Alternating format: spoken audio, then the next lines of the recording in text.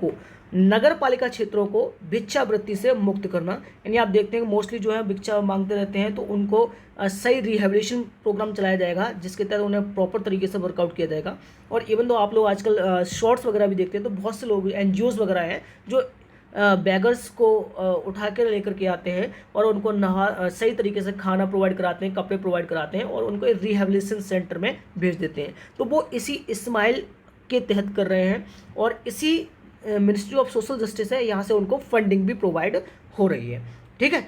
दूसरी चीज़, जनगणना के अनुसार अगर हम बात करें तो भिक्षावृत्ति में संलग्न व्यक्तियों की सर्वाधिक संख्या पश्चिम बंगाल में है। ये थोड़ा सा ध्यान रखिएगा, ये इंपॉर्टेंट हो जाती है कि अगर हम किसी भी जनगणना की बात करें तो जो बैगिंग सबसे ज़्यादा कहाँ है, वो पश्चिम बंगाल में है। और वहीं उत्तर प्रदेश में ये द्वितीय स्थान है। उत्तर प्रदेश में सबसे ज़्यादा सेकंड प्लेस है, ये याद रखिएगा। वहीं एक चीज़ और याद रखिए कि मार्च 2023 में नागपुर एक ऐसा, कौन सा है, नागपुर एक ऐसा नगर निगम है, उसके तहत जो भिखारी मुक्त शहर एक पहल जो है वो लॉन्च की गई है। यानी महाराष्ट्र के नागपुर में भिखारी मुक्त शहर नाम की एक नई पहल प्रारंभ की गई है, क्योंकि हमने 75 नगर निगम को चुना है ना, 75 नगर निगम को चुना है, तो उसमें से नागपुर ने बैगर फ्री सिटी ये पहल लॉन्च की है, ये थोड़ा सा ध्यान रखिएगा। चलिए अब नेक्स्ट हम बात करते हैं गति शक्ति विश्वविद्यालय। ये मोस्ट इंपॉर्टेंट हो जाता है। गति शक्ति विश्वविद्यालय वर्तमान में देश के ट्रांसपोर्ट सेक्टर में हो रहे बदलाव और नॉलेज रिपोजिटरी के निर्माण में हम रिसर्च करेंगे और उसमें सर्वोत्तम कार्य प्रणाली को तैयार करने के लिए, कौशल विकास को सुनिश्चित करने के लिए, क्षमता निर्माण की दिशा में कार्य करने और परिवहन क्षेत्र को विकास को सुगम बनाने हेतु एक इंस्टीट्यूशन की निर्माण की मांग करते हैं गति शक्ति विश्वविद्यालय। और इसी परिप्रेक्ष्य में हमने इस विश्वविद्यालय की स्थापना की है, जिसमें ये बहुविषयक होगा, यानी कोई एक विषय पर काम नहीं करेगा, और ये विश्व स्तरीय होगा और बहुआयामी होगा।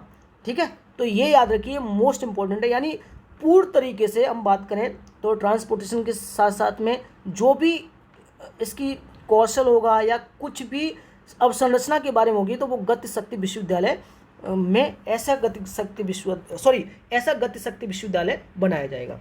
ठीक है। और ये विधेयक हम 8 अगस्त 2022 को लेकर के आए और जो पारित कर दिया गया है।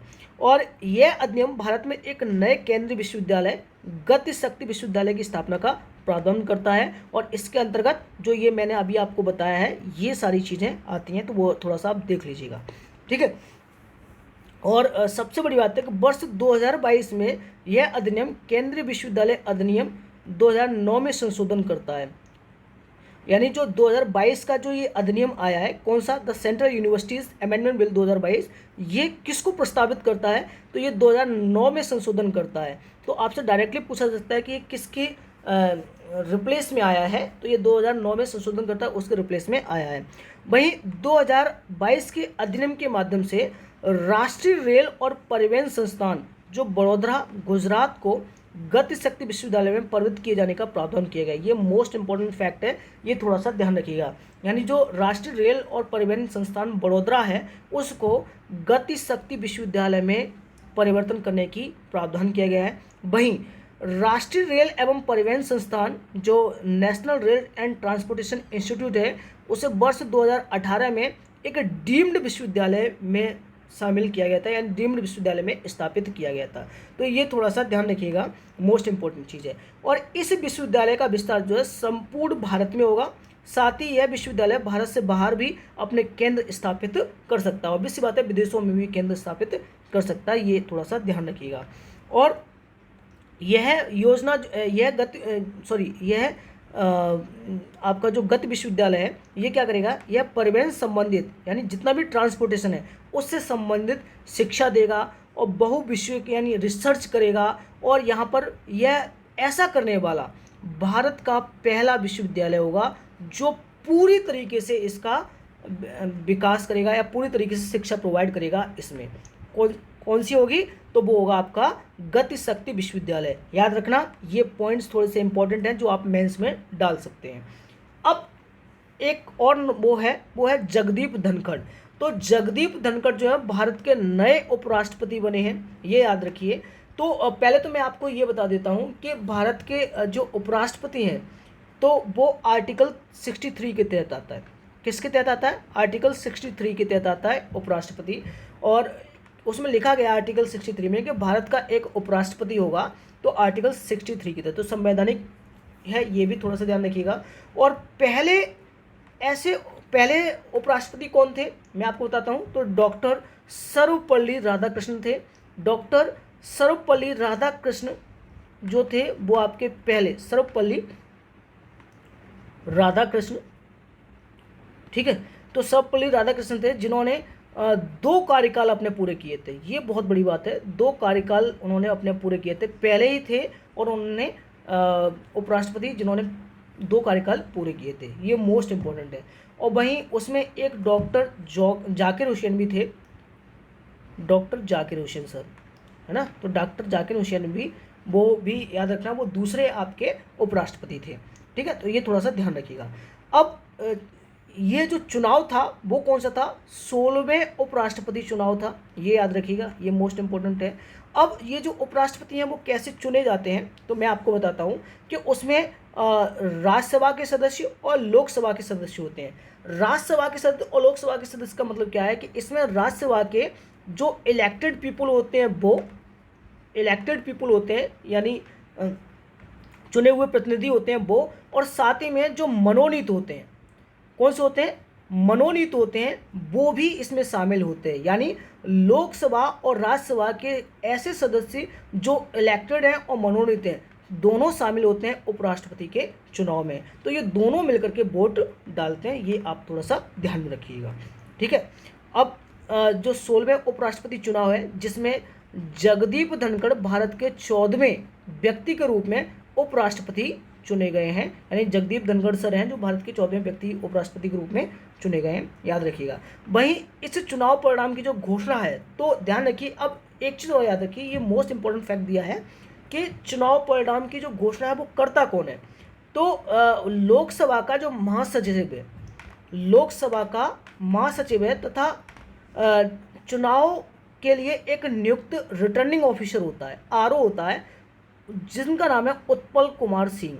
यानी जो आरओ थे, जो चुनाव आयोग द्वारा दिए जाते हैं, तो घोषणा जो है लोकसभा महासचिव उनके द्वारा, और साथ ही में एक रिटर्निंग ऑफिसर होते हैं जिनका नाम है उत्पल कुमार सिंह द्वारा की गई थी। तो ये थोड़ा सा ध्यान रखिएगा, मोस्ट इंपॉर्टेंट चीज़ है, ठीक है। वहीं ये भी क्वेश्चन पूछा सकता है कि जो राजग गठबंधन है, यानी बीजेपी और अदर जो वो है, उन्होंने जगदीप धनखड़ को अपना उम्मीदवार बनाया था। वहीं संपूर्ण विपक्ष था जिसमें भारतीय राष्ट्रीय कांग्रेस और अन्य दल हैं, उन्होंने मार्गरेट अल्बा को अपना उम्मीदवार बनाया था, ये याद रखिएगा। तो 14वें उपराष्ट्रपति के रूप में इन्होंने शपथ ली है, किसने? ये याद रखिए, मोस्ट इंपॉर्टेंट है, जगदीप धनखड़ सर ने, ठीक है। थोड़ा सा जगदीप धनखड़ सब का संक्षिप्त परिचय जान लीजिए। इनका जन्म 1951 में हुआ है और जन्म स्थान जो है गांव किथाना, झुंझुनू जिला राजस्थान जो पड़ता है, आप यहाँ देखिए झुंझुनू जिला, और वहाँ इनका जन्म हुआ है। और सबसे बड़ी बात है, वहाँ ये लोकसभा सीट भी जीते थे और 9वीं लोकसभा का चुनाव भी ये जीते हैं 1989 में। वहीं 1990 में संसदीय कार्य राज्य मंत्री भी रहे हैं, याद रखिए, जो केंद्रीय संसदीय कार्य राज्य मंत्री होते हैं वो भी रहे हैं। और किशनगढ़ विधानसभा सीट जो अजमेर है, वहाँ ये विधानसभा चुनाव जीते हैं राजस्थान में। और वहीं 2022 में उपराष्ट्रपति चुनाव के पूर्व वे पश्चिम बंगाल के राज्यपाल थे। तो ये भी पूछा सकता है कि वो किसके राज्यपाल थे, तो पश्चिम बंगाल के पूर्व राज्यपाल थे, ये थोड़ा सा ध्यान रखिए, ये मोस्ट इंपॉर्टेंट है, ठीक है। चलिए नेक्स्ट न्यूज़ की बात करते हैं। बुरहानपुर पहला हर घर जल प्रमाणित जिला बना है। हर घर जल मतलब प्रत्येक घर में जल की आपूर्ति होना हर घर जल कहलाता है, और उसमें बुरहानपुर है। और बुरहानपुर कहाँ है, तो वो एमपी में है। कहाँ है? एमपी में, ये थोड़ा सा ध्यान रखिएगा, ठीक है। अब थोड़ा फैक्ट जान लेते हैं। तो 15 अगस्त 2019 को 73वें स्वतंत्रता दिवस के अवसर पर माननीय प्रधानमंत्री द्वारा लाल किले से स्वतंत्रता दिवस संबोधन जल जीवन मिशन की घोषणा की गई थी। तो याद रखिए, पहली बात तो यह है कि जल जीवन मिशन की घोषणा कहाँ से हुई थी वो तो सभी को पता है, पर ये कब की गई थी, तो 15 अगस्त 2019 को की गई थी, ये थोड़ा सा ध्यान रखिए। तो और इस जल जीवन मिशन को कौन चालू कर रहा है, तो इसकी कार्यान्वयन एजेंसी कौन है, तो वो जल शक्ति मंत्रालय है। कौन है, जल शक्ति मंत्रालय है, उसके तहत ये एग्जीक्यूटिव है। और मिशन का मुख्य उद्देश्य क्या है कि 2024 तक देश के प्रत्येक ग्रामीण घर में नल से पर्याप्त एवं नियमित रूप से शुद्ध जल, हर घर जल की आपूर्ति का प्रावधान करना है। यानी 2024 तक प्रत्येक ग्रामीण घर, यानी ग्रामीण घर में हम नल से जो पर्याप्त एवं नियमित रूप से शुद्ध जल है उसकी आपूर्ति का प्रावधान करना है। ये थोड़ा सा ध्यान रखिए, ये मोस्ट इंपॉर्टेंट है। चलिए थोड़े से तथ्य जान लेते हैं इनके बारे में। क्या है कि ये मध्य प्रदेश का बुरहानपुर जिला है, देश का पहला ऐसा जिला है जो हर घर जल प्रमाणित जिला बन गया है। उल्लेखनीय है कि इसके अतिरिक्त अब तक गोवा के 2 और दादरा नगर हवेली के 3, अंडमान निकोबार द्वीप समूह के 3, यानी ऐसे करके बहुत सारे जिला हैं वो बन गए हैं। पर हाल ही में ये पूछा सकता है हाल ही में कौन बना है, तो बुरहानपुर जिला मध्य प्रदेश का बना है। और ये क्वेश्चन इंपॉर्टेंट है कि अब तक कितने जिले बन चुके हैं, तो 68 जिले जो हैं हर घर जल प्रमाणित जिलों के रूप में घोषित किए जा चुके हैं। ये थोड़ा सा ध्यान रखिएगा, ठीक है। और हाउस होल्ड टैप कनेक्शन कराया जाएगा अभी तक, ये याद रखिए, मोस्ट इम्पॉर्टेंट है। साथ ही में एक चीज़ और याद रखिएगा कि राज्य स्तर पर गोवा, तेलंगाना, पंजाब, यानी ये तो था डिस्ट्रिक्ट लेवल पर, ठीक है। अब हम बात करते हैं राज्य स्तर पर। तो राज्य स्तर पर जो 100% नल कनेक्टिविटी है, 100% नल कनेक्टिविटी प्रदान की गई है, वो कौन कौन से हैं, तो वो गोवा है, तेलंगाना है, पंजाब, गुजरात और हरियाणा। यानी गोवा, तेलंगाना, पंजाब, गुजरात, हरियाणा ये 100% नल कनेक्टिविटी प्रदान कर चुके हैं। वहीं केंद्र शासित प्रदेश में पुदुचेरी, अंडमान निकोबार द्वीप समूह और दादरा नगर हवेली और दमन दीव सभी घरों में 100% नल कनेक्टिविटी प्रदान की गई है। अब डाटा आता है उत्तर प्रदेश का, तो ये थोड़ा सा याद रखिएगा कि हर घर जल जो योजना है जल जीवन मिशन के तहत, वहाँ उत्तर प्रदेश का 37.35% यानी 37.35% जो है घरों की जलों की आपूर्ति हो चुकी है, ठीक है। वहीं आप देखिए गोवा पहला ऐसा राज्य है जो हर घर जल प्रमाणित राज्य बन चुका था, यानी पहला राज्य है जो 18 अगस्त 2022 को गोवा का देश का पहला हर घर घोषित कर दिया गया है। इसके साथ ही दादरा नगर हवेली एंड दमन दीव को पहला हर घर जल प्रमाणित केंद्र शासित प्रदेश घोषित किया गया है। यानी 2022 में अगर हम स्टेट की बात करें तो गोवा है, और अगर यूटी की बात करें, यूनियन टेरिटरी की बात करें, तो दादरा और नगर हवेली है जो पूरी तरीके से 100% टैप वाटर में तब्दील हो चुके हैं। और वहीं जिला की बात करें तो बुरहानपुर है जो मध्य प्रदेश का है, ठीक है। अब आते हैं भारत नवाचार सूचकांक 2021, ठीक है। ये थोड़ा सा ध्यान रखिएगा, ये मोस्ट इंपॉर्टेंट है कि भारत नवाचार सूचकांक। पर उससे पहले मैं आपको बताता हूं कि global innovation index, global innovation index, ठीक है, ग्लोबल इनोवेशन इंडेक्स जो है वो विपो, WIPO विपो द्वारा जारी की जाती है, जिसकी फुल फॉर्म होती है वर्ल्ड इंटेलेक्चुअल प्रॉपर्टी ऑर्गेनाइजेशन। और उसमें भारत की भारत की जो रैंक है वो 40वीं रैंक दी गई है। कितनी दी गई है, 40th रैंक दी गई है, ये थोड़ा सा ध्यान रखिएगा। और इस रैंक में इसे इनोवेशन अचीवर के नाम से जाना जाता है, यानी अचीव किया है इनोवेशन को, तो इसलिए इनोवेशन अचीवर में इसमें शामिल किया गया है। हालांकि और अभी आएगा ग्लोबल इनोवेशन इंडेक्स, तो हम उस पर बाद में चर्चा करें, पर मैंने आपको यही बता दिया है। तो ये जारी किसे किया जाता है कि वर्ल्ड इंटेलेक्चुअल प्रॉपर्टी ऑर्गेनाइजेशन है, विश्व बौद्धिक संपदा संगठन है, उसके द्वारा इसे जारी किया जाता है वैश्विक नवाचार सूचकांक को, जिसमें भारत की रैंकिंग जो है 40th है, यानी 40 है, और इसे इनोवेशन अचीवर में शामिल किया गया है।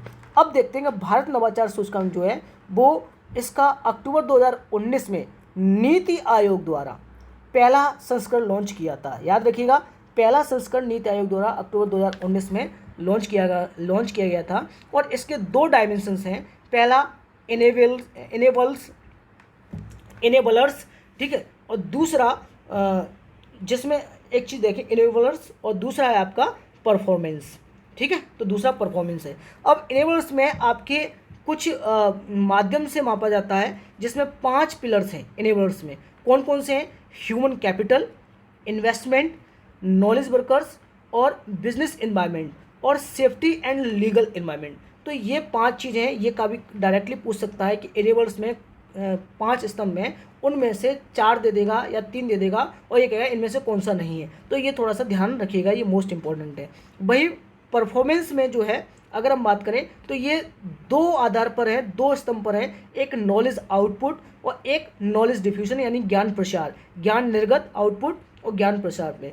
तो 5 ये और 2 ये यानी 7 हो गए। तो सातों स्तंभ को कुल 66 संकेतकों पर ये आधारित है। ये रिपोर्ट कौन सी? India innovation index, India innovation index, जिसे नीति आयोग द्वारा अक्टूबर 2019 में पहला संस्करण लॉन्च किया गया था। अब इसके कुछ फैक्ट हैं जो यहाँ देख लेते हैं। इसे नीति आयोग द्वारा लॉन्च किया गया है 2021 इंडिया इनोवेशन इंडेक्स, और इसका तृतीय संस्करण है। तो पहला संस्करण कब लॉन्च किया गया था? 2019 में। ये थोड़ा सा ध्यान रखिएगा। और इस रिपोर्ट को तैयार करने में किसकी सहायता ली गई थी हमने? तो गुरुग्राम में स्थित है इंस्टीट्यूट फॉर कॉम्पिटिटिवनेस, और साथ ही में नॉलेज पार्टनर के रूप में ये शामिल रहा है। कौन सा? गुरुग्राम में स्थित है कौन सा? Institute for competitiveness. तो ये थोड़ा सा ध्यान रखिएगा। और इस सूचकांक में भारत के सभी 28 राज्य तथा 8 केंद्र शासित प्रदेशों को शामिल किया गया है, जिसमें राज्यों और केंद्र शासित प्रदेशों को 3 श्रेणियों में विभाजन किया है। पहला मेजर स्टेट्स, बड़े राज्य, दूसरा नॉर्थ ईस्टर्न हिल स्टेट्स और तीसरा union territory and city states. अब ऑब्वियस सी बात है, ये रिपोर्ट है तो बड़े राज्य में सबसे ज़्यादा कौन होगा, फिर उत्तर पूर्वी तथा पहाड़ी राज्य में कौन होगा, फिर केंद्र शासित प्रदेश में कौन होगा। तो ये सारी इनोवेशन इंडेक्स जारी की है। तो देख लेते हैं एक बार। बड़े राज्यों में कर्नाटक जो है, बड़े राज्यों में कर्नाटक है वो प्रथम स्थान पर है। वहीं छत्तीसगढ़ जो है वो आपके अंतिम स्थान पर है, याद रखिएगा। ठीक है, बड़े राज्यों में हमने 3 स्टेट बात की है, एक मेजर स्टेट बड़े राज्य और वहीं एक north eastern and hill states और union territory and city state. ठीक है, वहीं आप देखिए कि उत्तर पूर्वी पहाड़ी राज्यों में सबसे ज़्यादा इसको जो है मणिपुर ने लिया है, सब प्रथम स्थान रहा है, जबकि नागालैंड जो है वो आपका अंतिम स्थान है। कौन सा? नागालैंड। वहीं केंद्र शासित प्रदेश की अगर हम बात करें तो जिसमें चंडीगढ़ ने सबसे ज़्यादा प्रथम स्थान प्राप्त किया है, जबकि लद्दाख को अंतिम स्थान प्राप्त हुआ है। इनोवेशन यानी इनोवेटिव आइडियाज़ जो हैं वो सबसे ज़्यादा कहाँ हैं, ये आप थोड़ा सा ध्यान रखिएगा। तो शीर्ष 5 बड़े राज्य कौन कौन से हैं? कर्नाटक, तेलंगाना, हरियाणा, महाराष्ट्र, तमिलनाडु। और वहीं शीर्ष 5 उत्तर पूर्वी एवं पहाड़ी राज्य भारत नवाचार इंडेक्स में कौन है? तो मणिपुर, उत्तराखंड, मेघालय, अरुणाचल प्रदेश, हिमाचल प्रदेश, उत्तर पूर्वी एवं पहाड़ी राज्य। अब आप कहेंगे सर हिमाचल प्रदेश, तो हिमाचल प्रदेश पहाड़ी राज्यों में आता है, ये ध्यान रखिएगा, ये मोस्ट इंपॉर्टेंट है। ठीक है, और उत्तराखंड भी आपका पहाड़ी राज्य में आ रहा है। अब वहीं शीर्ष 5 केंद्र शासित प्रदेश कौन कौन से हैं? तो वो चंडीगढ़ है, दिल्ली है, अंडमान निकोबार समूह है, पुदुचेरी है और गोवा है, ये ध्यान दीजिएगा। और वहीं बड़े राज्यों की श्रेणी में उत्तर प्रदेश को कौन सा स्थान मिला है? तो इसको 7वां स्थान है, यानी यूपी को इसका 7वां स्थान मिला है, ये थोड़ा सा ध्यान रखिएगा। जबकि पिछली वर्ष इसे 9वां स्थान प्राप्त हुआ था, तो मतलब थोड़ा सा सही हम लोग जा रहे हैं। ठीक है, इसी प्रकार इनेबल्स घटक में बड़े राज्यों में उत्तर प्रदेश को 11वां स्थान प्राप्त हुआ। ये इंपॉर्टेंट है, ये इंपॉर्टेंट है कि इनेबलर्स यानी जो इनेबलर्स के जो 5 स्तंभ थे, ठीक है, तो 5 स्तंभ में सबसे ज़्यादा जो है वो 11वां स्थान प्राप्त हुआ है यूपी को, ये थोड़ा सा ध्यान रखिएगा। जबकि परफॉर्मेंस में इसको 5वें स्थान पर है। तो ये पूछ सकता है कि इनेबल्स में इसका 11वां स्थान है, जबकि परफॉर्मेंस में इसका 5वां स्थान है, 5th प्लेस है, ये थोड़ा सा ध्यान रखिएगा। थोड़ा सा उत्तर प्रदेश है, सकल राज्य घरेलू उत्पाद है, जो उसमें इसका प्रति व्यक्ति इनकम कितनी है? तो 51,255 रुपये है, 2019-20 का डाटा है, इसको थोड़ा सा ध्यान रखिएगा। ठीक है, ये इंपॉर्टेंट हो जाता है। अब वही वैश्विक नवाचार इंडेक्स है, यानी ग्लोबल इनोवेशन इंडेक्स है। भारत का प्रदर्शन जो है वो मैंने आपको बता ही दिया है कि ये 40वीं रैंक है, 40th रैंक है, और इसे इनोवेशन अचीवर में गिना जाता है। किसमें? अचीवर। ठीक है, इनोवेशन अचीवर में इसको गिना जा रहा है। चलिए अब नेक्स्ट हम देख लेते हैं तो बुंदेलखंड एक्सप्रेस, कौन सी, बुंदेलखंड एक्सप्रेस वे है, देख लेते हैं इसमें क्या है कि ये उत्तर प्रदेश सरकार ने बुंदेलखंड क्षेत्र में विशेष रूप से चित्रकूट, बांदा, हमीरपुर व जालौन जैसे आर्थिक रूप से कम विकसित जिलों के सर्वांगीण विकास हेतु बुंदेलखंड एक्सप्रेस का निर्माण किया है। अब इस एक्सप्रेसवे की क्या और विशेषता है थोड़ा सा देख लेते हैं, क्योंकि ये इंपॉर्टेंट है। तो ये सबसे पहली बात है, ये कहाँ से लॉन्च किया गया था, याद रखिएगा, इसका उद्घाटन कहाँ से हुआ था। तो प्रधानमंत्री साहब ने उत्तर प्रदेश के जालौन जिले की उरई तहसील के कैथरी गांव से बुंदेलखंड एक्सप्रेस का उद्घाटन किया था। ठीक है, ये याद रखिएगा। और इस एक्सप्रेस का निर्माण जो है उत्तर प्रदेश एक्सप्रेस औद्योगिक विकास प्राधिकरण द्वारा किया गया है। यानी इसका निर्माण जो है वो किसके द्वारा किया गया है, यूपेडा के अंतर्गत किया गया है। ये थोड़ा सा ध्यान रखिए, Uttar Pradesh express industrial development authority. ये इंपॉर्टेंट इसलिए हो जाता है क्योंकि आप लोग सीधे मारेंगे किसके द्वारा किया गया है, एनएचएआई के द्वारा किया गया है। तो ये गलत है, एनएचएआई नहीं है, ये यूपेडा के अंतर्गत किया गया है, Uttar Pradesh expressway industrial development authority, Bundelkhand expressway का। इसकी कुल लंबाई जो है वो कितनी है, तो 296.070 किलोमीटर है। तो ये थोड़ा सा ध्यान रखिएगा, इसकी लंबाई कभी कभी पूछ लेता है। और ये 4 लेन वाला एक्सप्रेसवे है, 6 लेन वाला नहीं है, 4 लेन वाला एक्सप्रेसवे है, याद रखिए। पर इसे भविष्य में 6 लेन तक भी विस्तारित किया जा सकता है। इसका प्रारंभ स्थान जो है चित्रकूट से है, जो राष्ट्रीय राजमार्ग जो है 35 यानी नेशनल हाईवे जो है वो राष्ट्रीय राजमार्ग जो है 35 पर भरतकूप के निकट एवं समाप्ति स्थान जो है इटावा के गांव कुदरेल के निकट है ये। यानी जो बुंदेलखंड एक्सप्रेसवे है वो चित्रकूट से लेकर के और आपके इटावा जो है, इटावा मैनपुरी के पास जो जिला है वहाँ पर ये स्थित है। और ठीक है, तो ये थोड़ा सा ध्यान रखिएगा। ये एक्सप्रेसवे 7 जिलों, कौन कौन सा, चित्रकूट, बांदा, महोबा, हमीरपुर, जालौन, औरैया और इटावा से होकर गुजरता है। ये थोड़ा सा ध्यान रखिएगा, ये मोस्ट इंपॉर्टेंट है कि ये एक्सप्रेस जो है 7 जिलों से है, चित्रकूट, बांदा, महोबा, हमीरपुर, जालौन, औरैया, इटावा से होकर गुजरता है। ठीक है, अब सबसे बड़ी बात है कि एक्सप्रेस के अलाइनमेंट पर कुछ नदियाँ पड़ती हैं, तो उनके ध्यान रखिए, जैसे केन है, श्यामा है, चंदावल, बिरमा, यमुना, बेतवा, सेंगर शामिल है। तो अभी सी बात है, केन, बेतवा जो है वो यमुना की सहायक नदी है और यमुना खुद जो है गंगा की सहायक नदी है। तो यमुना की सहायक नदी चंबल, सिंध, बेतवा, केन है, ये चारों याद रखिएगा, ये इंपॉर्टेंट है, कभी कभी क्वेश्चन पूछ लेता है। ठीक है, तो इस एक्सप्रेस का निर्माण जो है सर्वांगीण विकास के मार्ग में प्रशस्त करेगा। और एक चीज़ और याद रखिए, ये फैक्ट है कि जो 14th लेन वाला है, यानी ये 4 लेन वाला था, ये 14th लेन वाला दिल्ली मेरठ एक्सप्रेसवे भारत का सबसे चौड़ा एक्सप्रेसवे है। ये थोड़ा सा ध्यान रखिएगा, कौन सा, दिल्ली मेरठ एक्सप्रेसवे। तो ये भी आपसे पूछा जा सकता है। चलिए, अब एक और रैंकिंग है NIRF, इंडिया रैंकिंग 2022, इसके अंतर्गत देख लेते हैं। तो ये केंद्रीय शिक्षा मंत्रालय के अंतर्गत NIRF की शुरुआत 29 सितंबर 2015 को हुई थी। कब हुई थी, तो याद रखिए NIRF की स्थापना जो है 29 सितंबर 2015 को हुई थी। नेशनल इंस्टीट्यूशन रैंकिंग फ्रेमवर्क, याद रखिएगा, national institution ranking framework NIRF। ठीक है, ये थोड़ा सा ध्यान रखिए। और इसका पहला संस्करण जो है 2016 में जारी किया गया था। अब ये इंपॉर्टेंट है क्योंकि बहुत ही इंपॉर्टेंट है, यहाँ से क्वेश्चन पूछने की संभावना है, याद रखिएगा। ठीक है, कैसे, मैं अभी आपको बताता हूँ।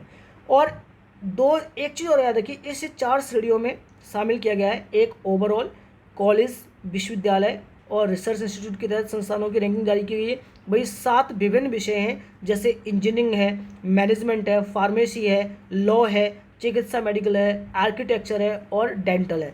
इनमें भी रैंकिंग प्रदान की गई है। मतलब ओवरऑल की बात कर रहे हैं तो इसमें कॉलेज, विश्वविद्यालय और रिसर्च इंस्टीट्यूट शामिल किया गया है। और 7 विभिन्न विषय हैं जिसमें इंजीनियरिंग, मैनेजमेंट, लॉ वगैरह, यानी सभी की इसमें रैंकिंग प्रदान की गई। तो चलो हम देख लेते हैं क्या है। और सबसे बड़ी बात है, ये इसके जो 5 पैरामीटर्स हैं उनके आधार पर इसकी रैंकिंग दी गई है।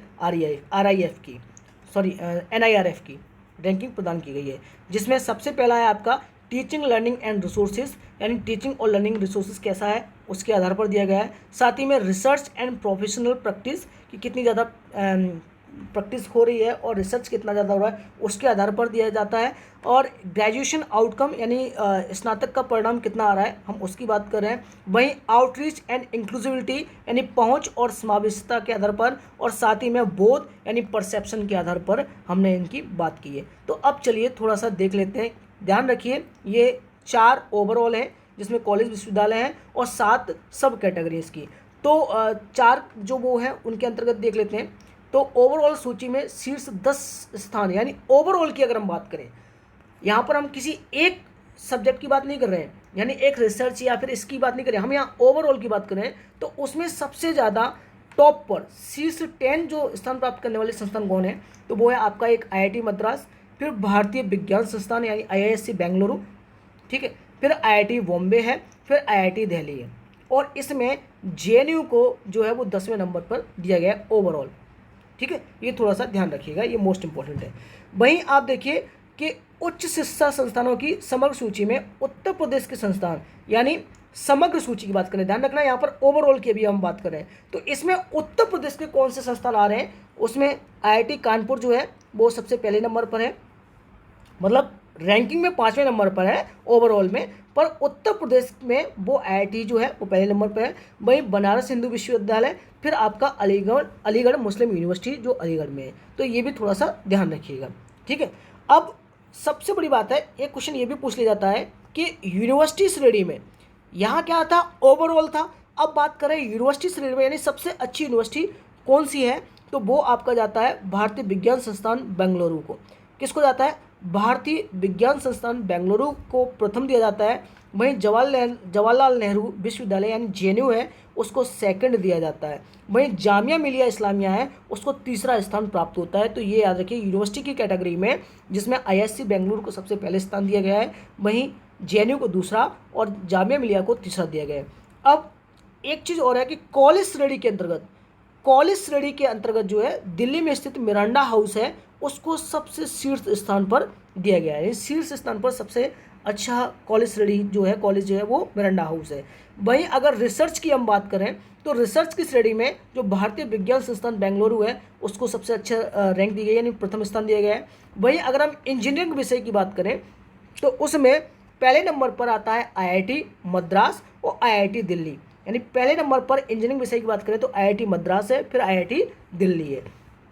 वहीं अगर मैनेजमेंट विषय की बात करें तो उसमें IIM अहमदाबाद को प्रथम और वही IIM बेंगलुरु को दूसरा स्थान दिया गया है, यानी जो भी MBA करना चाहते हैं वो IIM अहमदाबाद में पहुँचे और जो भी वो प्रथम, और IIM बेंगलुरु जो है वो आपका सेकंड है, ठीक है। वहीं आर्किटेक्चर के विषय की अगर हम बात करें तो उसमें 3 संस्थान जो है वो सबसे ज़्यादा ऊपर हैं, उसमें IIT रुड़की है और फिर उसके बाद NIT कालीकट केरल में है तथा IIT खड़गपुर है, यानी IIT रुड़की इसमें हाथ मार गया है, बहुत आगे है, ये थोड़ा सा ध्यान रखिए।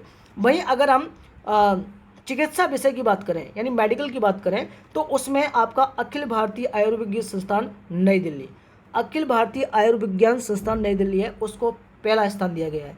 वहीं फार्मेसी की अगर हम बात करें तो वहाँ जामिया हमदर्द जो नई दिल्ली है उसको पहला तथा द्वितीय स्थान national institute of pharmaceutical education and research जो हैदराबाद में उसको मिला है।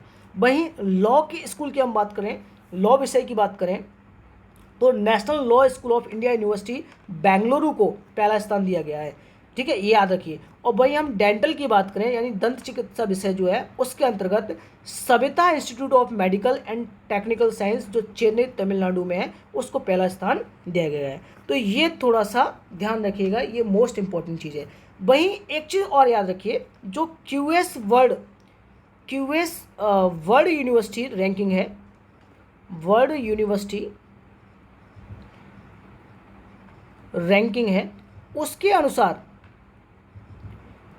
QS वर्ल्ड यूनिवर्सिटी रैंकिंग है उसके अनुसार जो है जो 2023 में जारी की गई है और ये 19th इसका संस्करण था, ये याद रखिएगा। और इसमें प्रथम स्थान मतलब क्या, भारत का जो यूनिवर्सिटी है उसको दिया गया है, उसमें उसका प्रथम स्थान है वो है IISc, ठीक है। और ओवरऑल वर्ल्ड में इसका जो नंबर था वो कितना था, 155वां नंबर था, यानी भारत की यूनिवर्सिटी जो है वो वर्ल्ड जो यूनिवर्सिटी रैंकिंग है उसमें 155 यानी 155th नंबर है।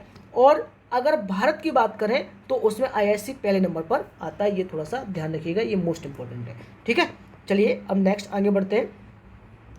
एनएफएसए के लिए, एनएफएसए के लिए राज्य रैंकिंग सूचकांक दिया गया है, यानी जो राष्ट्रीय खाद्य सुरक्षा अधिनियम है। और आपको पता है कि ये कब आया था, ये 2013 में आया था, राष्ट्रीय खाद्य सुरक्षा अधिनियम। इस पर हम बात करेंगे अभी थोड़ी देर में। तो इसमें देश में भुखमरी से निपटने एवं खाद्य सुरक्षा को सुनिश्चित करने में महत्वपूर्ण भूमिका निभाता है। और एनएफएसए के तहत जो मोस्टली सबसे बड़ी बात है कि पीडीएस जो आती है, पब्लिक डिस्ट्रीब्यूशन सिस्टम, तो उसमें कोरोना काल में बहुत ज़्यादा मदद मिली थी एनएफएसए के तहत। और गेहूं वगैरह, चावल वगैरह 1 रुपये 2 रुपये मिल रहे थे, वो इसी खाद्य सुरक्षा अधिनियम के तहत है। यानी गवर्नमेंट कोई भी कार्य करेगी तो वो कॉन्स्टिट्यूशन के अकॉर्डिंग या किसी एक्ट के थ्रू ही करती है, ये थोड़ा सा ध्यान रखिएगा। अब भुखमरी सूचकांक में है तो उसमें कुछ एसडीजी गोल है, सस्टेनेबल डेवलपमेंट गोल है। तो उसमें एसडीजी फर्स्ट जो है उसमें गरीबी की समाप्ति की बात कही गई है। एसडीजी 2 है वो शून्य भुखमरी की बात की गई है। एसडीजी 3 जो है वो अच्छा स्वास्थ्य एवं कल्याण की बात की गई है। एसडीजी 5 है वो लैंगिक समानता की बात की गई है। ये थोड़ा सा ध्यान रखिएगा, ये मोस्ट इंपॉर्टेंट है, एसडीजी याद रखिएगा, बहुत ज़्यादा इंपॉर्टेंट है, मैं बार बार आपको बोल रहा हूँ, तो ये थोड़ा सा ध्यान रखिएगा। और सस्टेनेबल डेवलपमेंट जो है मैं आपको बताता हूँ, सस्टेनेबल डेवलपमेंट जो है वो 1987 में लॉन्च किया गया था। और इसमें किस में लाया गया था कि ये ब्रटलैंड की एक रिपोर्ट थी, अवर कॉमन फ्यूचर। कौन सा? अवर कॉमन फ्यूचर। ब्रंटलैंड जो आयोग है उसके तहत उनकी एक रिपोर्ट थी, अवर कॉमन फ्यूचर। तो उसमें इस सस्टेनेबल डेवलपमेंट को बात की थी, अवर कॉमन फ्यूचर, 1987 में सस्टेनेबल डेवलपमेंट गोल को याद रखिएगा। ठीक है, तो ये थोड़ा सा ध्यान रखिएगा। चलिए अब थोड़ी सी हम बात कर लेते हैं इसका क्या था। 5 जुलाई 2022 को नई दिल्ली में भारत में खाद्य और पोषण सुरक्षा विषयों पर एक आयोजन किया गया, खाद्य मंत्रियों का सम्मेलन किया गया, उसका आयोजन किया गया। तो इन्होंने क्या किया है थोड़ा सा जान लेते हैं। इस सम्मेलन के दौरान जो राष्ट्रीय खाद्य सुरक्षा अधिनियम है उसमें राज्य रैंकिंग जारी किया गया है, यानी ऑब्वियस सी बात है, मंत्रियों को बुलाया गया तो राज्य की रैंकिंग के लिए किया गया है। और यह इस सूचकांक का पहला संस्करण, ये बहुत बड़ी बात है, यहाँ से अब क्वेश्चन बनने की संभावना ज़्यादा है। ठीक है, और ये खाद्य एवं सार्वजनिक वितरण विभाग ने इस सूचकांक को विकसित किया है, याद रखिए, जिसे हम पीडीएस बोल रहे थे बार बार, है ना, पब्लिक डिस्ट्रीब्यूशन सिस्टम जो है उस विभाग ने इसको विकसित किया है। तो देख लेते हैं भाई, शीर्ष 5 राज्य, यानी सामान्य श्रेणी के अंतर्गत, किसके अंतर्गत? सामान्य श्रेणी के अंतर्गत शीर्ष 5 राज्य हैं, वो कौन से हैं? तो उड़ीसा, उत्तर प्रदेश, आंध्र प्रदेश, गुजरात, दादरा एंड नगर हवेली। ये बहुत इंपॉर्टेंट चीज़ है कि उत्तर प्रदेश यहाँ पर दूसरे रैंक पर आ रहा है सामान्य श्रेणी में। ठीक है, वहीं अंतिम 5 कौन कौन से हैं? तो ये गोवा, छत्तीसगढ़, दिल्ली, हरियाणा, पंजाब, ये बहुत बड़ी बात है। वहीं दादरा और नगर हवेली एवं दमन द्वीप को दोनों श्रेणियों, शहरी क्षेत्रों हेतु डीबीटी नगद हस्तांतरण श्रेणी और अन्य क्षेत्रों के लिए गैर डीबीटी श्रेणी में शामिल किया गया है, यानी नगद हस्तांतरण श्रेणी और अन्य के लिए। ठीक है, वहीं आप देखिए कि विशेष श्रेणियों के लिए, यानी सामान्य के लिए तो उत्तर प्रदेश दूसरे नंबर पर था और पहले नंबर पर उड़ीसा था। वहीं विशेष श्रेणी में पूर्वोत्तर राज्य, हिमालयी राज्य तथा द्वीपीय क्षेत्र से संबंधित राज्य को स्कोर जो है वो इस प्रकार से है, यानी हम विशेष श्रेणी के अंतर्गत कौन से आते हैं? पूर्वोत्तर राज्य आ रहे हैं, तो उनको देख लेते हैं। तो उसमें आपका त्रिपुरा है, हिमाचल प्रदेश है, सिक्किम, नागालैंड और उत्तराखंड है। ये थोड़ा सा ध्यान रखिएगा, हिमालयी राज्य और द्वीपीय क्षेत्र और पूर्वोत्तर राज्य है, तो उसमें त्रिपुरा, हिमाचल प्रदेश, सिक्किम, नागालैंड और उत्तराखंड है। ठीक है, वहीं हम व्यापक के तहत देखें तो कॉम्प्रहेंसिव जो राष्ट्रीय स्तरीय सूचकांक है उसके तहत कौन कौन से हैं? तो एक आपका उड़ीसा है, उत्तर प्रदेश है, फिर आंध्र प्रदेश है, गुजरात और त्रिपुरा। देखिए उत्तर प्रदेश 2 बार आ गया, एक आ गया व्यापक में श्रेणी में और दूसरा एक सामान्य श्रेणी में आ गया। तो और वहाँ पर भी उड़ीसा भी 2 बार आ गया, उड़ीसा भी पहले नंबर पे था सामान्य श्रेणी में और व्यापक श्रेणी में भी, तो उत्तर प्रदेश भी दूसरे नंबर पे है, ये थोड़ा सा ध्यान रखिएगा। अब थोड़ा सा राष्ट्रीय खाद्य सुरक्षा अधिनियम है, ये 2013 में 5 जुलाई 2013 को लेकर के आए थे, ये थोड़ा सा ध्यान रखिए। इसका उद्देश्य गर्मापूर्ण जीवन जीने के लिए लोगों को कम पैसों में अच्छी गुणवत्तापूर्ण खाद्यान्न की पर्याप्त मात्रा उपलब्ध कराते हुए खाद्य और पोषण सुरक्षा प्रदान करना है। और इस अधिनियम के तहत 75% ग्रामीण जनसंख्या जो है एवं 50% शहरी जनसंख्या को शामिल किया गया है। और जिन्हें क्या सार्वजनिक वितरण प्रणाली है उसके अंतर्गत सब्सिडी युक्त खाद्यान्न प्राप्त होंगे, यानी 75% ग्रामीण और 50% शहरी जनसंख्या को। तो इसमें जो पात्र व्यक्ति हैं उनको क्या मिलेगा? तो जो 5 रुपये प्रति किलोग्राम जो है वो प्रति माह, यानी इसमें क्या होता है कि 5 रुपये, सॉरी, पात्र व्यक्ति प्रति माह प्रति व्यक्ति 5 किलोग्राम खाद्यान्न प्राप्त करेंगे, यानी प्रति माह प्रति व्यक्ति 5 किलोग्राम खाद्यान्न प्राप्त करेंगे, जिसमें चावल 3 रुपये पर किलोग्राम होगा, गेहूं 2 रुपये पर किलोग्राम होगा, और मोटा अनाज 1 रुपये पर किलोग्राम होगा। तो ये आपने देखा होगा कोरोना समय में ये बहुत ज़्यादा इंपॉर्टेंट रहा था, ये थोड़ा सा ध्यान रखिएगा। अब आते हैं राष्ट्रपति चुनाव, ये याद रखिए राष्ट्रपति चुनाव। तो सबसे पहली बात है चुनाव। तो चुनाव, राष्ट्रपति के चुनाव के बारे में अनुच्छेद 62 में प्रावधान है, ये याद रखिएगा।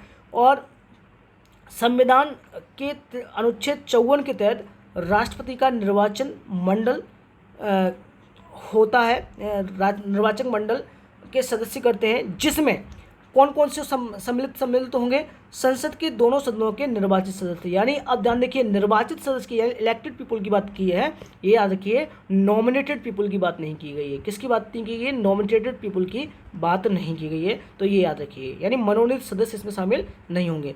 वहीं राज्य की विधानसभाओं के सदस्य कौन कौन से, जहाँ पर है, जैसे राष्ट्रीय क्षेत्र दिल्ली, वहाँ और पुदुचेरी की विधानसभाओं जो हैं, इसे 70वें यानी 7th संशोधन जो हुआ था उसके तहत इसको शामिल किया गया है। तो इसलिए यहाँ पर कौन कौन से हो सकते हैं? एक, संसद के दोनों सदन जैसे लोकसभा, राज्यसभा, तथा राज्यों की विधानसभाओं में कौन कौन से हैं? राष्ट्रीय राजधानी क्षेत्र दिल्ली और पुदुचेरी, ठीक है, याद रखिएगा। पर इसमें मनोनीत सदस्य, लोकसभा राज्यसभा के मनोनीत सदस्य शामिल नहीं होंगे, ध्यान रखिए। और 55(3) के तहत राष्ट्रपति का निर्वाचन अनुपातिक प्रतिनिधित्व पद्धति के अनुसार एकल संक्रमणी मत द्वारा मतदान गुप्त रूप से होता है। तो ये थोड़ी सी चीज़ें हैं, ये आप जान लीजिए, ये मोस्ट इम्पॉर्टेंट है। अब ये भी मैं एक चीज़ आपको बता दूं कि सबसे पहली बार राष्ट्रपति कौन थे? तो डॉक्टर राजेंद्र प्रसाद थे, ठीक है। तो डॉक्टर राजेंद्र प्रसाद थे, ये आप याद रखिएगा, पहले राष्ट्रपति थे। और वहीं सबसे बड़ी बात है कि पहले कार्यवाहक राष्ट्रपति कौन थे? पहले कार्यवाहक राष्ट्रपति, पहले कार्यवाहक राष्ट्रपति, कार्यवाहक राष्ट्रपति कौन थे? तो वो थे आपके बीबी गिरी। कौन थे? बीबी गिरी, बीबी गिरी, ठीक है। और वहीं आप देखें जो एक चीज़ और याद रखिए, ठीक है। तो पहले कार्यवाहक राष्ट्रपति थे, ये थोड़ा सा ध्यान रखिएगा, मोस्ट इंपॉर्टेंट है, ठीक है। अब राष्ट्रपति के बारे में आते हैं। संविधान द्वारा इन्हीं व्यवस्था 2022 में 16वें राष्ट्रपति चुनाव संपन्न हुआ था। ध्यान दीजिए, 16वां राष्ट्रीय संपन्न था, जिसमें 15वें जो हैं वो आपके राष्ट्रपति हैं। कौन है राष्ट्रपति महोदय? तो वो आपके मुर्मू जी हैं, द्रौपदी मुर्मू जी। तो जो झारखंड की पहले राज्यपाल भी रही हैं। और याद रखिए, इसमें 2 लोगों ने चुनाव में भाग लिया था, एक थे द्रौपदी मुर्मू जी और एक हैं वित्त मंत्री यशवंत सिन्हा। इनके बारे में थोड़ा सा जान लीजिए, मोस्ट इम्पॉर्टेंट है। और इसमें राज्यसभा के महासचिव जो हैं पीसी मोदी को निर्वाचन अधिकारी के नियुक्त किया गया था। तो ये भी थोड़ा सा ध्यान रखिएगा, ये मोस्ट इम्पॉर्टेंट है, ठीक है। अब इसमें द्रौपदी मुर्मू को कुल वैध मतों का कितना प्रतिशत मिला था? तो ये आप ध्यान रखिए, 64.03% मत प्राप्त हुआ था। ये बहुत बड़ी बात होती है, इतना परसेंट इनको वोट मिला हुआ था। वहीं द्रौपदी मुर्मू भारत की 15वीं राष्ट्रपति निर्वाचित हुई हैं, ये याद रखिए, ये मोस्ट इम्पॉर्टेंट है। और भारत के तत्कालीन मुख्य न्यायाधीश हैं एन.वी. रमना। तो एन.वी. रमना सर ने द्रौपदी मुर्मू को भारत के नए राष्ट्रपति के रूप में शपथ दिलाई है। अब द्रौपदी मुर्मू के बारे में थोड़ा सा हमारे जो राष्ट्रपति महामहिम हैं उनके बारे में थोड़ा सा फैक्ट जान लेते हैं कि उड़ीसा के मयूरभंज जिले में इनका जन्म हुआ था। मयूरभंज तो आप लोगों ने सुना ही होगा, बहुत ही ज़्यादा फेमस है। और ये संथाल जनजाति से हैं। किससे हैं? संथाल जनजाति से हैं। और जो राष्ट्रपति बनने वाली पहली व्यक्ति हैं, ये जनजातीय समुदाय से राष्ट्रपति बनने वाली पहली व्यक्ति हैं, ये थोड़ा सा ध्यान रखिए। और प्रतिभा देवी सिंह पाटिल, यानी जो हमारे प्रतिभा देवी पाटिल जी जो हैं, जो राष्ट्रपति रही थी, पहली महिला राष्ट्रपति थी, और ये भारत की राष्ट्रपति बनने वाली दूसरी महिला है, ठीक है। और भारत के राष्ट्रपति के पद पर आसीन होने वाली सबसे युवा व्यक्ति हैं, ये भी थोड़ा सा ध्यान रखिएगा। और वह भारत की पहली ऐसी राष्ट्रपति हैं जिनका नाम जन्म जो है देश की स्वतंत्रता के बाद हुआ है, यानी उससे पहले सभी लोग जो हैं देश की स्वतंत्रता से पहले ही जन्म ले चुके थे, ठीक है, लेकिन ये पहली ऐसी राष्ट्रपति हैं जिनका जन्म देश की स्वतंत्रता के बाद हुआ है। वहीं 2015 से वर्ष 2021 तक झारखंड की 9वीं राज्यपाल के रूप में ये कार्यरत थी, ये थोड़ा सा ध्यान रखिएगा, और बाकी को और भी इनके पॉइंट हैं तो वो थोड़ा सा पढ़ लीजिएगा आप लोग, ठीक है। चलिए, और राष्ट्रपति चुनाव कैसे होता है तो ये ऑलरेडी आप लोग जानते ही हैं सारी चीज़ें, तो इसमें मैं ज़्यादा टाइम नहीं दूंगा और ये आप एक बार देख लीजिएगा, मोस्ट इंपॉर्टेंट है, ठीक है। अब आते हैं पुलमपारा। पुलमपारा, ये थोड़ा सा वीडियो लंबा होता चला जा रहा है मुझे लग रहा है, ठीक है, कोई बात नहीं, थोड़ा सा ही बचा हुआ है तो थोड़ा सा और देख लेते हैं, ज़्यादा नहीं है, बस 10 मिनट के बारे में। तो देखिए पुलमपारा, पुलमपारा देश की पहली पूर्ण डिजिटल साक्षर पंचायत है, ये याद रखिए। पुलमपारा डिजी पुलमपारा योजना की शुरुआत 15 अगस्त 2021 को केरल में सरकार ने की थी। सबसे बड़ी बात है कि पुलमपारा जो है एक पंचायत है जो केरल राज्य में है। इसके तहत डिजिटल रूप से निरक्षित लोगों की पहचान करके उन्हें डिजिटल उपकरणों का उपयोग करने के लिए प्रशिक्षित किया जाना। और ऑब्वियस सी बात है, साक्षरता के ऊपर केरल बहुत ध्यान देता है और ये अच्छी बात है, क्योंकि आपने देखा था कि कॉन्स्टिट्यूशन के बारे में भी जो केरल की पंचायत थी उसी में काम किया गया था, केरल ने ही काम किया था तो कॉन्स्टिट्यूशन के अवेयरनेस के बारे में, है ना। हाल ही में पुलमपारा देश की पहली पूर्ण डिजिटल साक्षर ग्राम पंचायत घोषित किया गया है। तो इसमें कोई बड़ी बात नहीं, जब भी कोई उसकी बात आती है तो वो यही होते हैं। इसके मुख्यमंत्री पिनराई विजयन है, ठीक है। और यह ग्राम पंचायत कहाँ है तो ये तिरुवनंतपुरम जिले में स्थित है, ये थोड़ा सा ध्यान रखिएगा, ये इंपॉर्टेंट है, ठीक है। और केरल फाइबर ऑप्टिकल नेटवर्क परियोजना की शुरुआत की गई थी। तो जो फाइबर ऑप्टिकल नेटवर्क आपने देखा होगा कि जितना भी नीचे से जो ग्राउंड से तारों को बिछाया जाता है तो उसके तहत इनको नेट प्रोवाइड किया जाता है, ठीक है। वही केरल फाइबर ऑप्टिकल नेटवर्क जो है वो अपनी इंटरनेट सेवा वाला देश का एकमात्र राज्य बन गया है, यानी इन्होंने KFON के तहत अपनी इंटरनेट सेवा प्रोवाइड करी है ऑप्टिकल फाइबर नेटवर्क के तहत। तो एकमात्र ऐसा देश है जो ऐसा पहली बार बन गया है।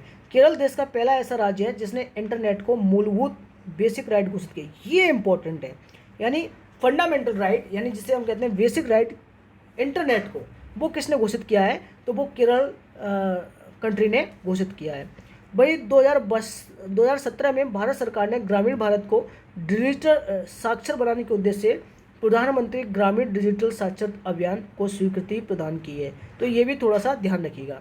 अब वहीं केरल सवारी एक केरल सरकार द्वारा लॉन्च की गई एक ऑनलाइन टैक्सी सेवा है। यह किसी राज्य सरकार के स्वामित्व वाले देश की पहली ऑनलाइन टैक्सी सेवा है, यानी आप देख रहे हैं मोस्टली जो है अलग अलग रैपिडो आ जाती है या फिर अलग अलग जो वो हैं वो हैं, लेकिन यहाँ पर केरल सरकार ने खुद ही अपनी एक केरल सवारी नाम की एक सेवा लॉन्च की है जो केरल सरकार की स्वामित्व वाली देश की पहली ऑनलाइन टैक्सी सेवा है। अब वहीं अग्निपथ की बात करते हैं तो अग्निपथ परियोजना जो है आप सभी जानते हैं कि जो अग्निवीर हैं उनके लिए लेकर के आई है। तो सबसे बड़ी रक्षा श्रमबल में सुधार यानी biggest defence man power reform के अंतर्गत ये आई गई है, और इसके अंतर्गत आने वाले जो युवा हैं उनको ग्रेजुएटी एवं पेंशन जैसे लाभ नहीं प्रदान किए जाएंगे, ये थोड़ा सा ध्यान रखिएगा। ये कब लॉन्च की गई थी तो 14 जून 2022 को लॉन्च की गई थी, और इस योजना का नाम अग्निपथ है, ठीक है। इस योजना के तहत चुने गए युवाओं को अग्निवीर नाम से जाना जाएगा, और अग्निपथ योजना जो है भारतीय सेना के तीनों अंगों थल सेना, वायुसेना और नौसेना से संबंधित जवानों को सबको इसमें लाया जाएगा, पदों पर भर्ती निकाली जाएगी और लाया जाएगा, ठीक है। अब से इन पदों पर भर्ती के लिए संचालित होने वाली अन्य सभी योजनाएं समाप्त हो जाएंगी, ये याद रखिए, ये मोस्ट इंपॉर्टेंट है, पर अफसर रैंक की नहीं, ठीक है। तो ये थोड़ा सा ध्यान रखिए। यह योजना देशभक्त और पीड़ित युवाओं को 4 वर्ष की अवधि हेतु सशस्त्र बलों में सेवा करने का अवसर प्रदान करती है, और इस योजना के अंतर्गत 17.5 वर्ष से 21 वर्ष तक के आयु उम्मीदवार आवेदन प्राप्त करेंगे, यानी 17.5 वर्ष से लेकर के 21 वर्ष की आयु तक के उम्मीदवार आवेदन प्राप्त करेंगे।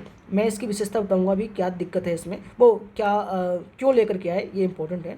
वहीं अधिकतम आयु सीमा जो है वर्ष 2022 के लिए 23 वर्ष तय की गई थी, पर अब जो है 17.5 वर्ष से 21 वर्ष आयु तक उम्मीदवार इसमें शामिल हो सकेंगे। और भारतीय नौसेना ने अग्निवीर को भर्ती में महिलाओं को 20% आरक्षण देने का निर्णय लिया है। तो तो किसने? भारतीय नौसेना ने। तो जो नेवी है उसने महिलाओं को 20% तक आरक्षण देने की बात की गई है, ये थोड़ा सा ध्यान रखिएगा। और इसमें जो भर्ती होगा, इसमें कोई ऐसा नहीं है कि अलग अलग उससे होंगे, यहाँ ऑल इंडिया ऑल क्लास, यानी यहाँ पर कोई ऐसा नहीं है कि एलिट क्लास नहीं होगा, ये सब क्लास, जो भी क्लास है वो सब इसमें आ सकते हैं, सब शामिल हो सकते हैं। और 4 वर्ष की सेवा पूरी होने पर सशस्त्र अग्निवीरों को सशस्त्र बलों में परमानेंट एनरोलमेंट हेतु आवेदन करने का अवसर प्रदान किया जाएगा। और इस आवेदन में 4 वर्षीय कार्यावधि के दौरान प्रदर्शन सहित जो ऑब्जेक्टिव क्राइटेरिया के आधार पर सेंट्रलाइज मैनर से विचार किया जाएगा। और तत्पश्चात उसके बाद विशिष्ट बैच के अधिकतम 25% लोग जो हैं वो नियमित कैडर में नामांकित किया जाएगा, जो रेगुलर कैडर होगा उसमें नामांकित किया जाएगा, यानी जितने भी लोग हैं उसमें का 25% जो है वो ये दोबारा से लेंगे। ठीक है। अग्निपथ योजना को रक्षा बजट को अब ये लॉन्च क्यों की गई थी, उसका रीज़न ये था कि जो रक्षा बजट है, डिफेंस का जो बजट है उसको कम करने के लिए, और सबसे बड़ी बात है कि जो नए सितारे हैं, नए युवा हैं, जो नए खतरे उत्पन्न हो रहे हैं उनको कम करने के लिए और सुदृढ़ करने के लिए ये हमने योजना लेकर के आए हैं। तो ये इम्पोर्टेंट है, ये थोड़ा सा ध्यान रखिएगा। और भारतीय सशस्त्र बलों की औसत आयु जो वर्तमान में लगभग 32 वर्ष है, तो जब 32 वर्ष है तो लगभग औसत आयु, पर अब जब 17.5 से लेकर के और 21 वर्ष तक आयु हो जाएगी तो ऑब्वियस सी बात है कि इसकी औसत आयु जो है वो भी घट जाएगी, तो 4 से 5 वर्ष कम हो जाएगी। तो ऑब्वियस सी बात है नया खून होगा, नए लोग होंगे, बढ़िया तरीके से काम करेंगे, कोई दिक्कत नहीं है। ठीक है। इसके अंतर्गत इस अग्निवीर योजना के तहत रिस्क एंड हार्डशिप अलाउंस भी दिया जाएगा और साथ ही में एक मंथली पैकेज दिया जाएगा, ये भी थोड़ा सा ध्यान रखिएगा, ये मोस्ट इंपॉर्टेंट है। और 4 वर्ष की अवधि पूरा होने पर अग्निवीरों को सेवानिधि पैकेज का भुगतान किया जाएगा, सेवानिधि जो पैकेज है उसका भुगतान किया जाएगा। और सेवानिधि में अग्निवीर एवं केंद्र सरकार बराबर का योगदान देंगे। ठीक है, ये ध्यान रखिए, सेवानिधि में जो अग्निवीर हैं और एवं केंद्र सरकार बराबर का योगदान देंगे, ये मोस्ट इंपॉर्टेंट है। वहीं सेवानिधि जो है वो कितनी 11.71 लाख रुपए की आयकर से वो छूट प्रदान करेगी, यानी सेवानिधि होगी कितनी, जिसमें 11.71 लाख रुपए की होगी और ये आयकर से छूट प्रदान होगी, ये इनकम टैक्स पर नहीं लगेगा। और अग्निवीर को ग्रेजुटी एवं पेंशन संबंधी लाभ नहीं दिए जाएंगे, ये थोड़ा सा ध्यान रखिएगा, ये मोस्ट इंपॉर्टेंट है। ठीक है। और इसके अतिरिक्त अग्निवीरों को भारतीय सशस्त्र बलों में उनकी कार्य अवधि हेतु 48 लाख रुपए का गैर अंशदायी जीवन बीमा कवर यानी non contributive life insurance cover प्रदान किया जाएगा। मतलब 48 लाख रुपए, इसका मतलब क्या है कि लाइफ इंश्योरेंस कवर किया जाएगा, पर इसमें आपसे कोई पैसा नहीं लिया जाएगा, यानी अग्निवीरों से कोई पैसा नहीं लिया जाएगा, यहाँ गवर्नमेंट की तरफ से ये लाइफ इंश्योरेंस कवर प्रदान किया जाएगा। वहीं पहली बार 28 मार्च 2023 को INS चिल्का ओडिशा में अग्निवीर के प्रथम बैच की पासिंग आउट परेड का आयोजन किया गया था। तो याद रखिएगा, चिल्का लेक जो ओडिशा में है, जो अग्निवीर के प्रथम वर्ष की वो पासिंग परेड है उसका आयोजन किया गया था। ठीक है, बाकी ये पॉइंट है थोड़े से आप लोग पढ़ लीजिएगा, इसमें कुछ ज़्यादा खास नहीं है, तो ध्यान रखिएगा। अब आते हैं भारत गौरव। भारत गौरव क्या है? तो भारत गौरव के तहत देश की पहली निजी ट्रेन सेवा है। कौन सी है? भारत गौरव। इसके तहत जितनी भी निजी कंपनियां हैं वो विभिन्न विषय स्तरों पर आधारित है। ठीक है, तो अनुमति प्रदान की गई है। इसका उद्देश्य क्या है कि ट्रेनों के माध्यम से भारत और विश्व के लोगों को भारत की समृद्ध सांस्कृतिक विरासत और ऐतिहासिक स्थानों को प्रदर्शित करना है। ये बहुत बड़ी बात होती है, ये थोड़ा सा ध्यान रखिएगा। और यहाँ पर टूरिस्ट सर्किट ट्रेन है, उनको उसके तहत ये भारत गौरव ट्रेन काम करेगी, यानी यहाँ पर सेवा प्रदाताएं और जो इससे विषय वस्तु आधारित होंगे इन सबको यहाँ पर जोड़ा जाएगा एक तरीके से, जो टूरिस्ट के बारे में, टूरिस्ट प्रॉपर तरीके से आ जाए और टूरिस्ट काम कर सकें। ठीक है, भारत गौरव ट्रेन घरेलू पर्यटन का बढ़ावा देने के लिए देखो अपना देश के तहत केंद्र सरकार की एक पहल है, यानी ये केंद्र सरकार की एक पहल है और इसका स्लोगन क्या है? देखो अपना देश। ये मोस्ट इंपॉर्टेंट है भारत गौरव। 14 जून 2022 को भारतीय रेल द्वारा भारत गौरव योजना के तहत भारत की पहली निजी ट्रेन सेवा की शुरुआत की गई। भारत गौरव ट्रेन की पहली सेवा को कोयम्बटूर उत्तर यानी तमिलनाडु से साईनगर शिरडी महाराष्ट्र के बीच शुरू किया गया है। यानी पहली सेवा जो है वो कोयम्बटूर तमिलनाडु से लेकर के और साईनगर शिरडी महाराष्ट्र के बीच शुरू किया गया है। ये थोड़ा सा ध्यान रखिएगा, ये मोस्ट इंपॉर्टेंट चीज़ है। ठीक है, वहीं दक्षिण रेलवे भारत गौरव योजना के तहत पंजीकृत सेवा प्रदाता प्राप्त करने वाला भारतीय रेलवे का पहला जोन बन गया है, यानी दक्षिण रेलवे। ठीक है, भाई ये उत्तर रेलवे, उत्तर पूर्व रेलवे, दक्षिण रेलवे, ये थोड़ा सा ध्यान दीजिएगा, ये जोन जो है बहुत कंटिन्यूस पूछे जा रहे हैं, तो मे भी पूछने की संभावना हो सकती है, ये थोड़ा सा ध्यान दीजिएगा। और 21 जून 2022 को भारत गौरव पर्यटन ट्रेन को सफदरगंज रेलवे स्टेशन दिल्ली से रवाना किया गया था। भारत और नेपाल को जोड़ने वाली यह पहली पर्यटक रेलगाड़ी है, तो याद रखिएगा भारत गौरव पर्यटक ट्रेन, वो कौन सी है, भारत गौरव, और यह है भारत गौरव पर्यटक ट्रेन, ठीक है। और ये रामायण सर्किट को जोड़ेगा। रामायण सर्किट आप जानते हैं कि इसमें अलग अलग जो शहर है वो आ जाते हैं, जैसे अयोध्या है, नंदीग्राम है, सीतामढ़ी, वाराणसी, प्रयागराज, चित्रकूट, पंचवटी, हम्पी, रामेश्वरम, भद्राचलम जैसे लोकप्रिय स्थानों के अलावा पहली बार जनकपुर नेपाल को भी कवर किया गया है इसमें, तो ये थोड़ा सा ध्यान दीजिएगा, मोस्ट इंपॉर्टेंट है, ठीक है।